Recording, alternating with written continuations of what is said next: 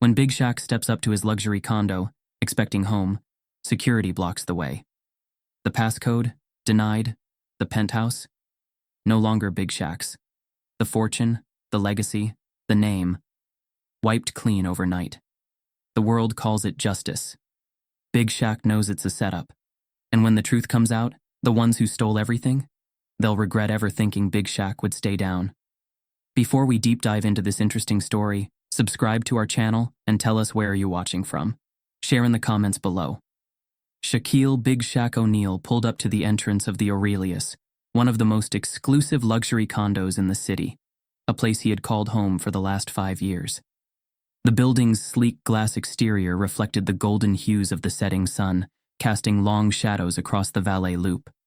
Normally, the moment he arrived, the doorman, concierge, and valet would rush to greet him with warm smiles. But today, something was different. He stepped out of his black Escalade, adjusting his tailored jacket. His towering presence, once a symbol of power and admiration, suddenly felt out of place as cold, unfamiliar eyes settled on him. The air had changed. "Evening, gentlemen," Shaq said, nodding at the 2 security guards near the entrance. Neither of them moved. They stood like statues, their expressions blank, their posture stiff. Weird. Shaq started toward the glass doors, expecting them to slide open, but before he could take another step, a third guard, a man built like a linebacker, stepped in front of him, blocking his path. "Sir, I'm going to have to ask you to step back." Shaq froze. "Sir?" That was new. They had always called him Shaq, sometimes big man, sometimes boss. Never sir, not with this cold, impersonal tone. "What's going on?" he asked, his voice steady but firm. "I live here." The guard didn't budge. "You no longer have access to the property." For a moment, Shaq thought he misheard. No longer have access? His name was on the deed. He owned the penthouse. This wasn't a hotel. He wasn't a guest. This was his home. "There's been a mistake," Shaq said, pulling his phone from his pocket. "I'll call building management." "Building management has given explicit orders. You are not permitted on the premises." A chill ran down Shaq's spine. He wasn't used to being dismissed like this, and certainly not like this, like he was a trespasser, an unwelcome presence. His eyes flicked to the doorman, Gus, a man who had worked here for over a decade. Gus had always treated Shaq with warmth, once calling him the heart of the building. Now the older man stood a few feet away, deliberately avoiding his gaze, pretending to be focused on the revolving door. Something was off. Shaq stepped forward. "Gus, tell them—" "Sir, don't make this difficult," the security guard interrupted. His stance shifted. A warning. Shaq's jaw clenched. He knew that stance. He had seen it 1,000 times before, growing up in neighborhoods where authority didn't always mean safety. It was the stance of someone ready to escalate. The weight of the situation sank in. This wasn't a misunderstanding. His phone buzzed in his hand. A call from his lawyer, Nathan Wolfe. Shaq turned away from the guards and picked up. "Nathan, I'm standing outside my own damn building, and security won't let me in. What the hell is going on?" A pause. A deep sigh. "Shaq, we need to talk, not over the phone." Shaq's fingers tightened around his phone. "Talk about what? Why is my access revoked?" Another pause. "You're under investigation." Silence. Shaq felt the ground shift beneath him. Investigation? For what? Financial misconduct. It didn't make sense. He was careful, always. Every deal, every investment, every partnership. He never let greed cloud his judgment. If there was one thing he knew, it was how easily men like him, successful, black, self-made, could be turned into villains with the right accusations. "Nathan, you know I didn't do anything illegal." "I know," Nathan said, voice low. "But right now, perception is reality. You need to lay low until we figure this out." Shaq exhaled sharply. Perception is reality. He had built an empire off more than just money. His reputation was his foundation. If that crumbled, everything else would follow. He turned back toward the security guards, who were still watching him, unreadable. Behind them, the lobby glowed with its usual elegance, polished marble floors, gold accents, a space he had walked through 1,000 times. But tonight, it wasn't his anymore. Shaq forced a smile, though it didn't reach his eyes. "All right, I'll leave." The guards didn't move until he did. They watched as he turned, walked back to his Escalade, and pulled out of the driveway. As he drove away, his hands gripped the wheel tighter than necessary. Something bigger was at play, and he needed to find out who was behind it. Shaq parked his Escalade at a gas station a few blocks away from the Aurelius, his fingers drumming against the leather steering wheel.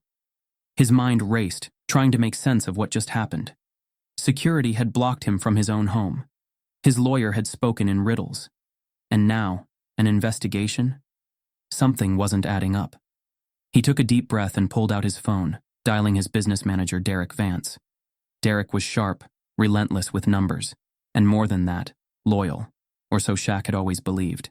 The line rang once, twice, then voicemail. Shaq frowned and redialed, straight to voicemail.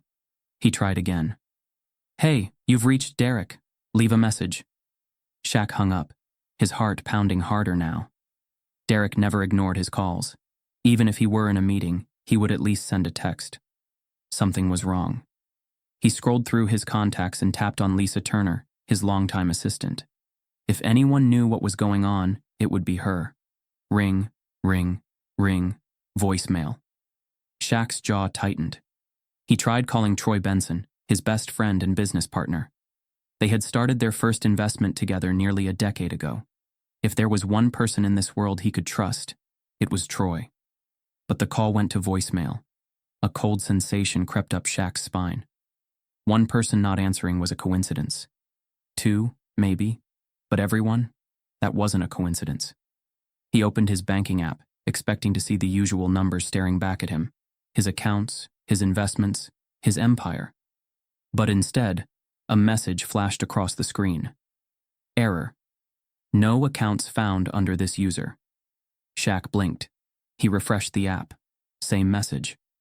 His hands tensed around the phone as he switched to his investment portfolio.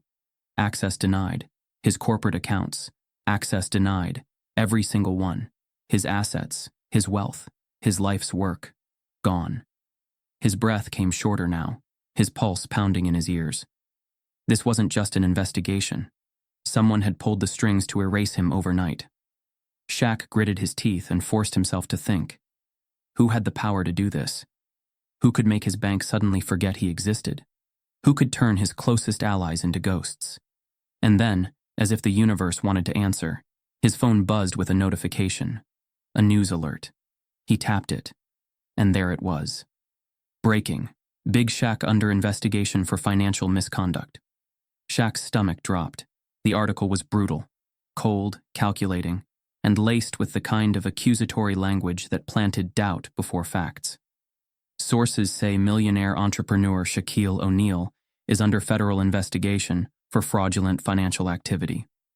While details remain undisclosed, reports suggest that O'Neal may have engaged in unethical business practices, potentially leading to the disappearance of millions. Investors are distancing themselves, and legal action may be imminent. Shaq exhaled slowly, his fingers tightening around his phone. This was orchestrated. Someone had built this narrative brick by brick, and the world was already believing it. His phone buzzed again, this time a text from an unknown number. "They turned on you, Shaq. Be smart. Walk away." Shaq stared at the message, his jaw clenching. Who was they? His own team? His investors? The elite businessmen who had never wanted him in their circles to begin with? His gut told him this wasn't just about money. It was about him. He had built his wealth differently. He had taken his success and spread it, funding community programs, helping struggling businesses, reinvesting in neighborhoods that others abandoned. Maybe that had made him a threat. Maybe someone had been waiting for the right moment to take him down. But who? And why now? Shaq needed answers. And if no one was going to give them to him, he'd find them himself. He put his car in gear and pulled out of the gas station, his destination clear. Troy's house. Troy had been his best friend for over 15 years. If there was any chance that someone in his circle had turned on him, Troy would tell him. But as Shaq pulled into Troy's upscale gated community, a sick feeling churned in his stomach. Because outside Troy's driveway, parked right beside his silver Porsche, was another car, a black Bentley. And Shaq recognized it instantly. Victor Langford. A ruthless investor, a power player in elite circles, and a man who had made it clear that he didn't believe in Shaq's way of doing business. The last time they had spoken, Victor had smirked and said, "You like to play Robin Hood, Shaq. But the world isn't built for men like you to win." Shaq's fingers tightened around the steering wheel. If Victor was here, that meant Troy was involved. Shaq pulled his car to the curb, debating his next move. He could storm in, demand answers. But he had no proof, only suspicion. If he made a scene, he'd become the villain the media was already painting him to be. So instead, he waited. Minutes passed. Then the front door opened, and Troy stepped out. Shaq expected to see regret, guilt. Something that said this wasn't what it looked like. But Troy was laughing, joking with Victor as they shook hands. And then Victor handed Troy a folder. A deal. Shaq's stomach twisted. This wasn't just betrayal. This was a sale. Troy wasn't just cutting ties. He was selling him out. Shaq exhaled slowly, forcing himself to stay calm. He pulled out his phone and took a picture. Troy, Victor, the folder exchanging hands. Evidence. And then, before he could stop himself, he sent a single text to Troy. "I trusted you." Troy froze. His phone buzzed in his hand, and he looked down. Shaq watched from the car as his best friend's face shifted. The laughter gone, the ease replaced by something else. Guilt? Fear? Shaq didn't wait to find out. He put his car in gear and drove away. He had all the answers he needed. His empire was crumbling. His name was being dragged through the mud. His best friend had turned against him. But if they thought he was going to go down quietly, they had no idea who they were dealing with. Shaq sat in his car, gripping the steering wheel, his mind a battlefield of betrayal and confusion. His best friend, Troy, had sold him out. His accounts had been wiped clean. His name was being dragged through the mud, and the world was already believing it. Someone had orchestrated this. Someone powerful. He needed an ally. He scrolled through his contacts, skipping over names that now felt like strangers. Everyone in his circle had either gone silent or turned against him. But there was one person who never played by the rules of the rich. One man who had taught him everything about navigating power, reading between the lines, and knowing when the game was rigged. Benjamin Cole. A former corporate lawyer turned community activist, Benjamin had walked away from high-powered boardrooms and multi-million-dollar deals years ago. He had seen too much, played the game too long, and knew exactly how it was designed to keep men like Shaq out. When Shaq was a rising businessman, fresh with success, Benjamin had warned him that wealth didn't make a man untouchable. It made him a target. Shaq hesitated for only a second before dialing his number. The phone rang once, twice. Then a familiar, deep voice answered. "I was waiting on this call." Shaq exhaled, tension leaving his body for the first time in hours. Benjamin already knew. "Where are you?" Shaq asked. "Meet me at the old church on Westmore. 30 minutes. The line went dead. Shaq wasted no time pulling onto the main road. Westmore Church was no longer a place of worship. It hadn't been for years. The city had abandoned it, leaving its once pristine white walls cracked and faded. The windows were broken, boarded up in places, and the sign out front barely clung to its last letters. But Benjamin had turned it into something else. A meeting place for those who had been left behind, for those who needed to talk outside of the system's reach. Shaq pulled up to the curb, stepping out of the car as the heavy wooden doors creaked open. Benjamin stood inside, waiting. The man looked older than the last time Shaq had seen him, his beard speckled with more gray, his shoulders slightly more hunched. But his eyes, sharp as ever. "Come in, kid," Benjamin said. Shaq stepped inside, the scent of old wood and dust filling his lungs. The pews had been removed, replaced by folding chairs and tables stacked with papers, books, and notes scribbled in red ink. Benjamin gestured to a chair, but Shaq remained standing. "You already know, don't you?" Shaq asked. Benjamin sighed, rubbing his temple. "They came for you faster than I expected." Shaq's stomach twisted. "Expected? You saw this coming?" Benjamin gave him a look, one that said, "I warned you. Shaq, you didn't just build wealth. You built influence. The kind of influence they don't want men like you to have."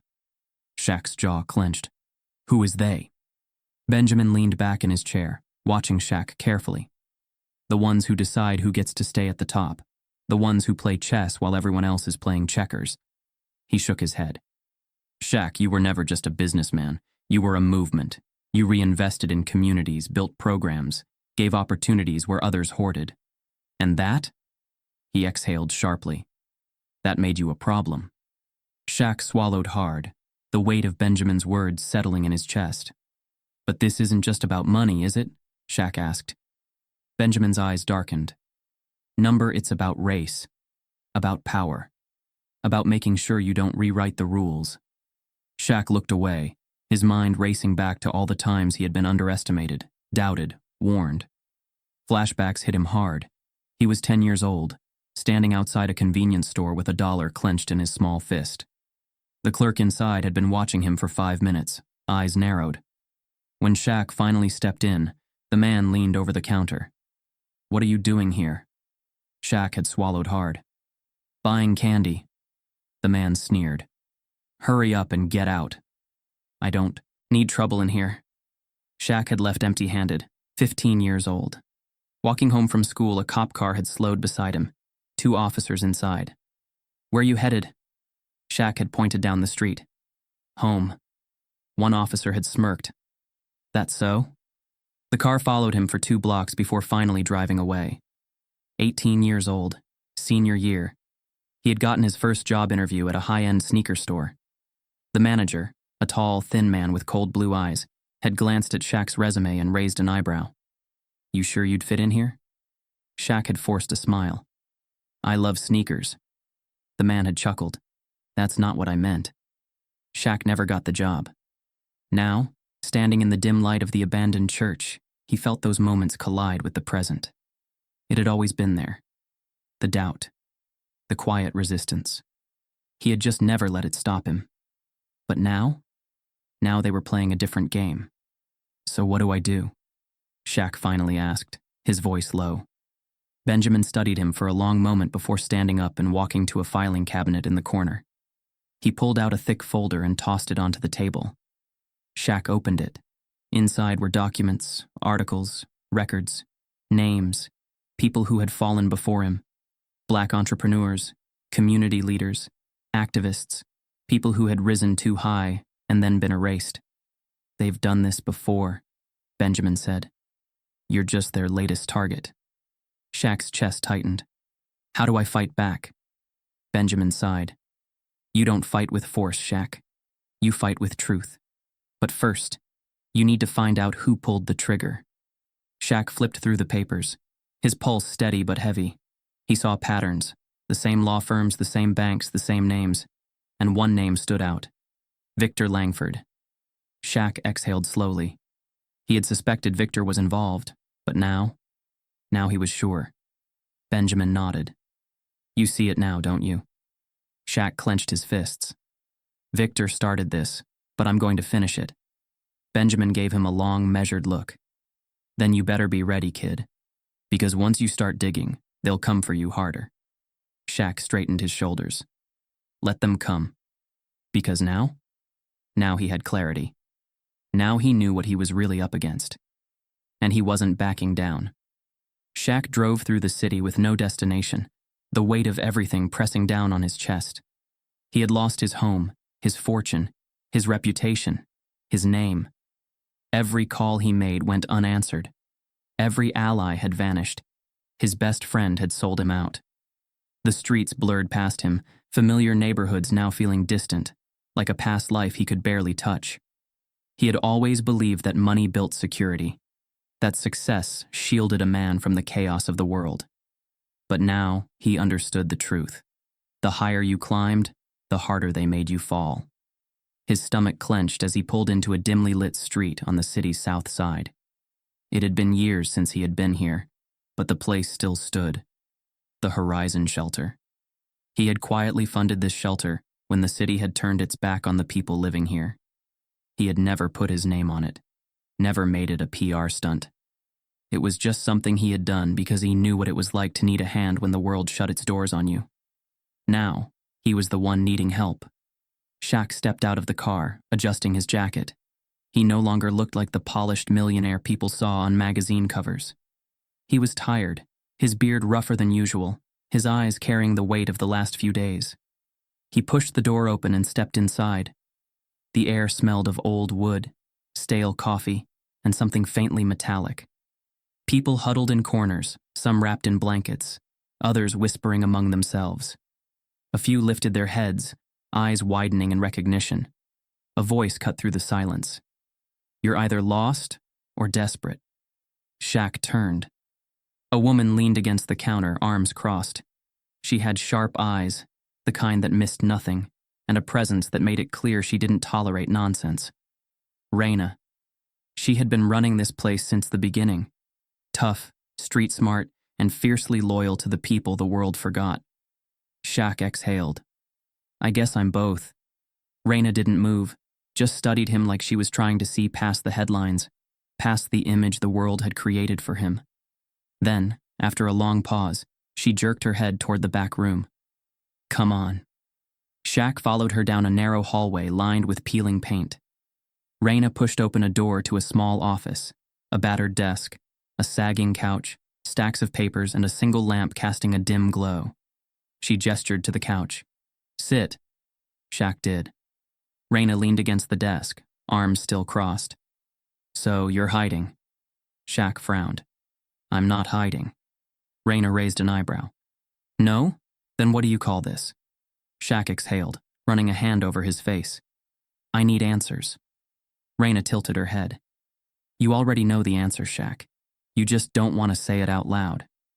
Shaq met her gaze. "Say what?" Raina pushed off the desk, walking toward him. "The system don't fail people like you by accident. Somebody pulled the strings." Shaq felt those words settle into his bones. He had felt it all along. This wasn't just bad luck or a coincidence. This was a takedown.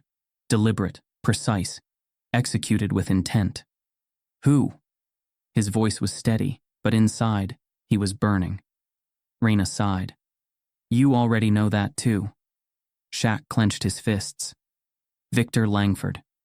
Raina nodded like she could hear the name in his head. "Victor's just the face, though. He's not the whole machine." Shaq leaned forward. "Then who is?" Raina hesitated, then walked to a filing cabinet, digging through a drawer. She pulled out a folder and tossed it onto the desk. Shaq opened it, his stomach twisted. Inside were documents, news clippings, financial records, names, all tied together. Men who had been erased before him.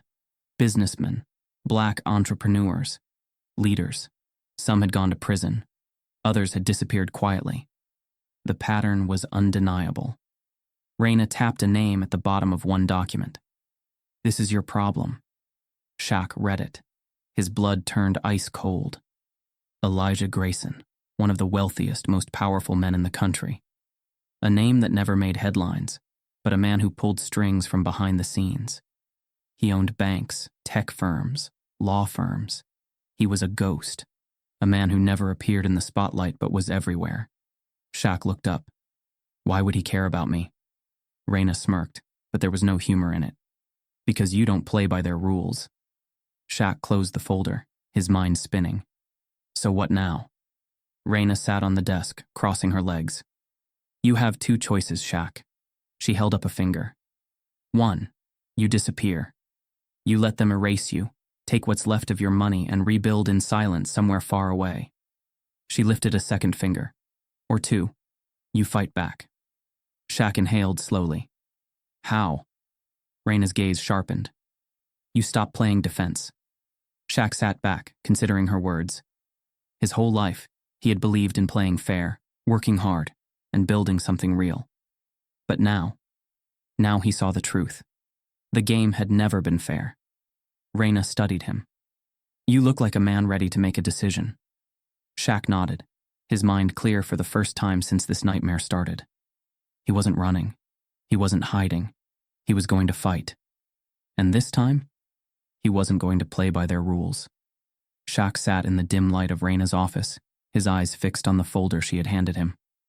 The names, the transactions, the patterns, it all pointed to something deeper than a simple takedown. This wasn't just about him. It was about control, power, eliminating threats before they could rewrite the rules.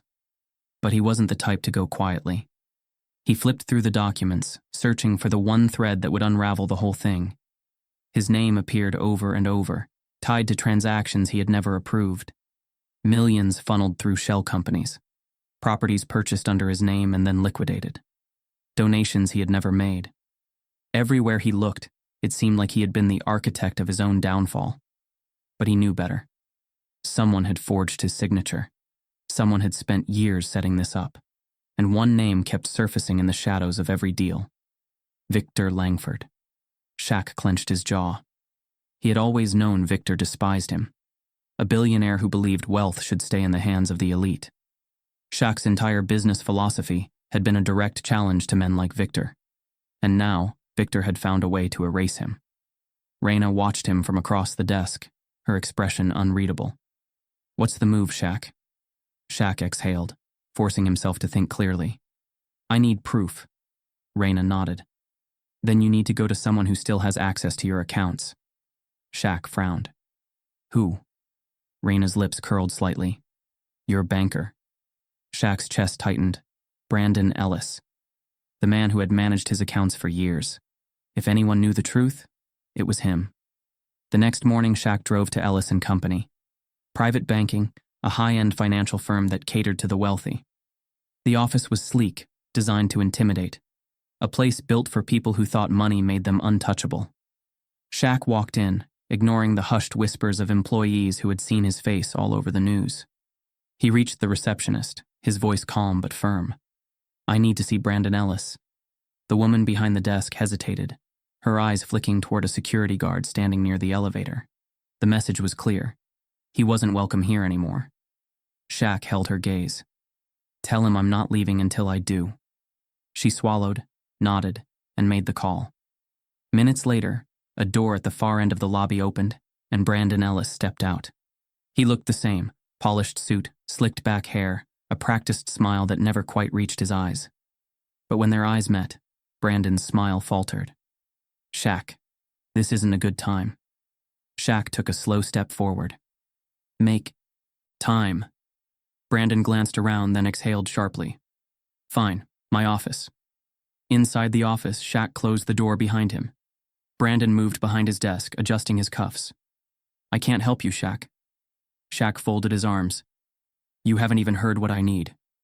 Brandon scoffed. "I know exactly what you need. Proof you're not guilty. But if you're here, that means you already know what I'd tell you." Shaq's jaw tightened. "Someone forged my signature. Someone moved my money. And you." He pointed at Brandon. "Let it happen." Brandon hesitated. His fingers tapped against the desk, his polished facade cracking just slightly. "Shaq, this is bigger than you. Bigger than me." Shaq took a step closer. "Then tell me who's pulling the strings." Brandon shook his head. "You don't get it. This was planned for years. They didn't just take your money. They built a case so solid that by the time you saw it, it was too late. If I talk, I lose everything." Shaq leaned in, his voice low. "You already lost me." Brandon swallowed. The weight of that truth settled between them.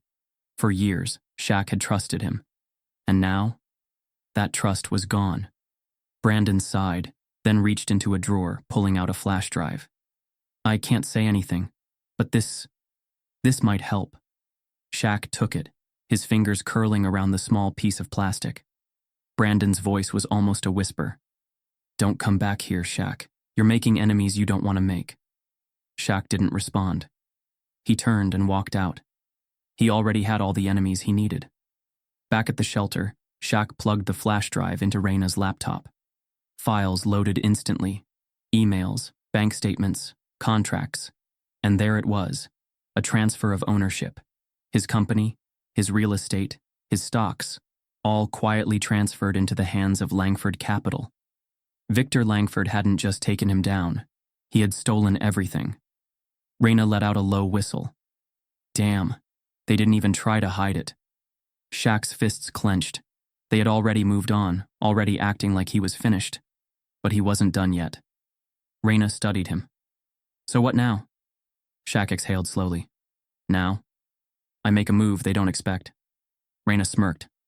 And what's that? Shaq looked her in the eye. I go public. Raina's expression turned serious. That's risky. Shaq nodded. It's the only move I have left. Raina leaned back, arms crossed. Then you better hit first. Shaq looked at the screen, his mind already racing. If Victor thought he had won, he was about to learn the hard way. Shaquille O'Neal didn't go down easy. This fight, it was just getting started. The city skyline stretched out before Shaq as he sat in his car, gripping the steering wheel with quiet intensity. He had been here before, on the outside, looking in. But back then, he was a kid dreaming of making it to the top. Now he was a man watching his empire crumble from the other side of the glass. His name was everywhere, but not as a hero. Accused, disgraced, erased. He should have seen it coming. The moment you play the game differently, they change the rules. But what burned more than the betrayal from strangers was the one that came from someone he once called family. Devon Cross. The man who had stood beside him in every boardroom, in every major deal, in every defining moment of his success. They had built an empire together. Devon had been more than just a business partner. He had been a brother. But now Devon sat at Victor Langford's table, smiling in rooms where Shaq's name was being buried. Shaq inhaled sharply, steadying himself. This wasn't just about business. This was personal. Tonight, he would get his answers. Shaq stepped into the high-end lounge, its low lighting and soft jazz masking the power moves being made at every corner. This was where deals were whispered, alliances were formed, and men like Victor Langford made decisions that reshaped industries. And there, in the private booth near the back, was Devon. Slick suit, gold cufflinks, a half smirk on his face as he swirled a glass of bourbon. Shaq walked up and slid into the seat across from him. Devon didn't flinch, didn't look surprised, like he had been expecting this. Took you long enough, Devon said, setting his glass down. Shaq studied him. The same face, the same sharp eyes. But the man in front of him wasn't the friend he once knew. Why? Shaq's voice was calm, but the weight behind it was anything but. Devon exhaled, leaning back. Because I had to. Shaq scoffed. That's it? That's your excuse? Devon tapped his fingers against the glass, then leaned forward, his voice quieter now. You were rewriting the rules, Shaq, and they don't like when people like us do that. Shaq's stomach twisted. He had known. Deep down, he had known. But hearing it said out loud made it real. So you sold me out? Devon's jaw tensed. You think this was easy for me? Shaq's laugh was cold. Betrayal usually is. Devon's eyes darkened. It wasn't like that. Then explain it to me. Devon sighed, rubbing a hand over his face. I tried to warn you, man. I told you. When you started pushing back against the system, when you started putting your money into places they didn't want it, you were making enemies. Real enemies. Shaq held his gaze. And you chose their side. Devon hesitated. Then finally, he nodded. Shaq exhaled slowly, leaning back in his seat. There it was. The truth. Flashback. Shaq and Devon, years ago, standing in an empty lot in the south side of the city. It had once been a thriving neighborhood, but the banks had pulled their funding, businesses had shuttered, and people had been pushed out. Shaq had seen potential. Devon had seen risk.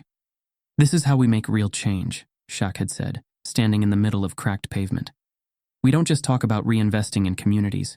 We do it. Devon had hesitated. You really think they're gonna let us? Shaq had smiled. Who's gonna stop us? Shaq shook himself back to the present. Now he had his answer. Devon had been the stopgap, the failsafe, the one planted closest to him to ensure he never got too far. Shaq's voice was steady when he spoke. Was this the plan all along? Devon's throat bobbed. He hesitated. Then, a whisper of the truth. Number. But when the time came to pick a side, I picked the one that wouldn't lose. Shaq's chest tightened. And you knew what they were going to do to me. Devon looked away. That was the confirmation Shaq needed. The waitress came by, setting down another drink in front of Devon. He didn't touch it. Shaq drummed his fingers against the table. So what now? You get a cut of everything they stole from me? Devon flinched, just slightly. That meant yes. Shaq let out a bitter laugh. Tell me something, Devon.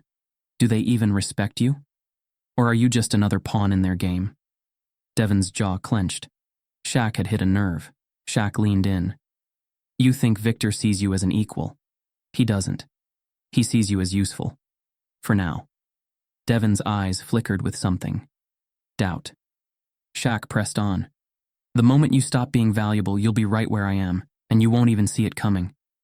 Silence stretched between them. Devon shifted in his seat like a man realizing he had made a deal with the devil and only now seeing the cost.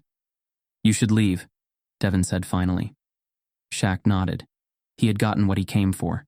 He stood, looking down at the man who had once been his brother. You made your choice, Devon. Just don't be surprised when you realize they never chose you back.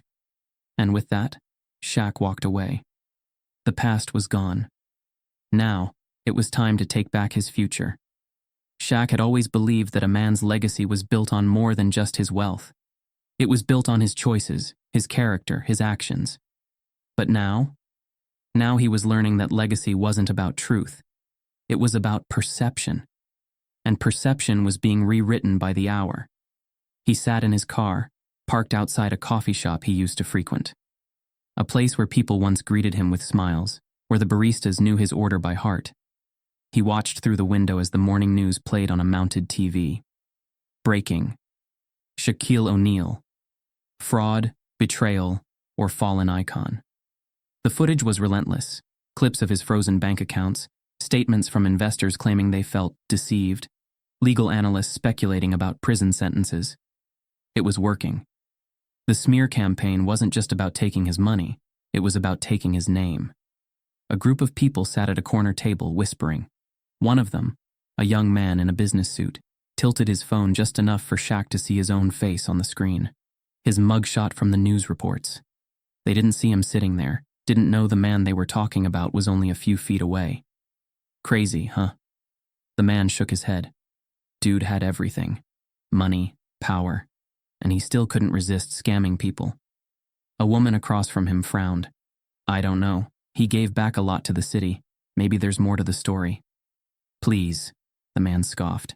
They always act like good guys until they get caught. Shaq exhaled, forcing himself to look away. That was the world now. Before, people had celebrated his success. Now they whispered about his fall. He drove through the streets of the city, past murals that had once been painted in his honor. One of them caught his eye, a massive piece on the side of a community center he had funded. It showed him smiling, shaking hands with kids, standing tall as a symbol of hope. But someone had defaced it. Thick black paint was splattered across his face, the words fraud scrawled in bold letters over his chest. Shaq's fingers tightened on the steering wheel. They wanted him erased. And it was working. That night, Shaq found himself walking through a neighborhood he had helped rebuild. He had poured money into these streets, funded businesses, renovated schools, created job programs. But as he walked, he saw the hesitation in people's eyes. Some turned away when they saw him. Others muttered under their breath. And then he heard it. A conversation just ahead, near the entrance of a grocery store. Two men stood by the door, one of them holding a newspaper with his face on the front page. A damn shame, one of them muttered. Always knew he was too good to be true, the other said. Shaq felt something tighten in his chest. He had spent years proving he wasn't like the men who came before him. He had fought to show that power could be used for something other than greed, but it didn't matter. People didn't wait for the truth. They believed the headlines. The next morning, protests broke out downtown. Some signs read, "Justice for Shaq," held by people who still believed in him. Others read, "Lock him up." The divide was sharp. And that was exactly what his enemies wanted. They didn't need to prove he was guilty. They just needed to make people doubt. Because doubt was enough. Shaq sat in the back of the shelter, his head in his hands. Raina walked in, tossing a newspaper onto the table in front of him. You seeing this? She asked. Shaq didn't look up. He already knew what it said. Raina sighed, sitting across from him. They're turning people against you. Fast. Shaq exhaled. I expected that. Raina studied him. Did you? Because from where I'm standing, it looks like it's hitting you harder than you thought. Shaq didn't answer. Because she wasn't wrong. Raina leaned back. You're trying to clear your name, Shaq. But what if there's no way to win this? Shaq finally looked up. What are you saying? She met his gaze. I'm saying maybe the only way to beat them is to stop playing their game. Silence stretched between them. And for the first time, Shaq wondered if she was right. Shaq sat in the dimly lit back room of the shelter, his laptop screen casting a pale glow over his face. The weight of the moment pressed against his chest. The evidence was right in front of him. Bank records, fraudulent transactions, emails linking Victor Langford to every fabricated crime tied to Shaq's name. The entire web of deception was mapped out, piece by piece. And now, the question wasn't whether he could prove his innocence. It was whether he could survive doing it. Raina leaned against the wall, arms crossed. Once you put this out there, you can't take it back.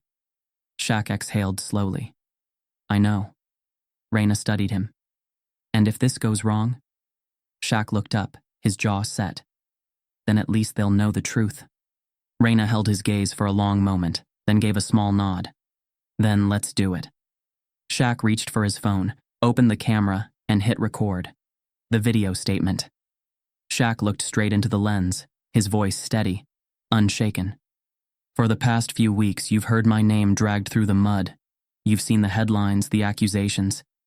The world wants you to believe that I betrayed the very people I spent my life helping. But I'm here to tell you, every single one of those stories is a lie. He held up a stack of documents. This is the proof. The real transactions. The real fraud. And it all leads back to one man.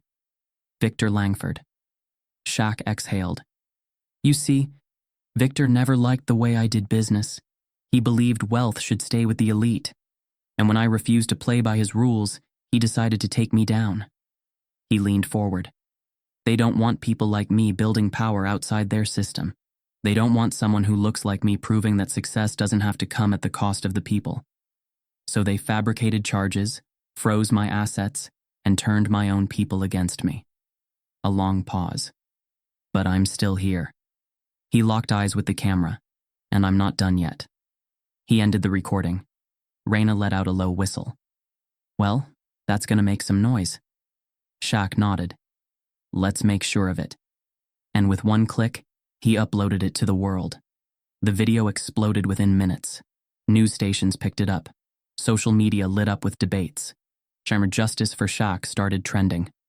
Some people still doubted him, but others were waking up, realizing that maybe, just maybe, the system had played them too.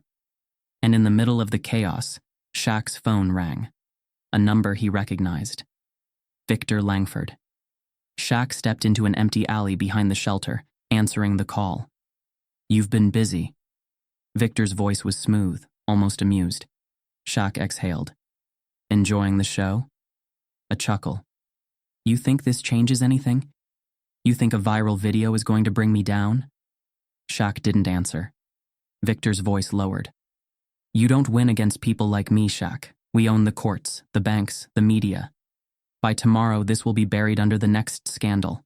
And you? A pause. You'll be forgotten. Shaq tightened his grip on the phone. Not this time. Not this fight. Shaq took a slow breath. Then let's see who the world believes. He ended the call. Victor had power, but Shaq had something Victor didn't. The people. And now, it was time to use them. The world had been on fire for days. Shaq's video had done what the truth was supposed to do, shake the foundations of power. It had spread like wildfire, forcing people to reconsider what they thought they knew.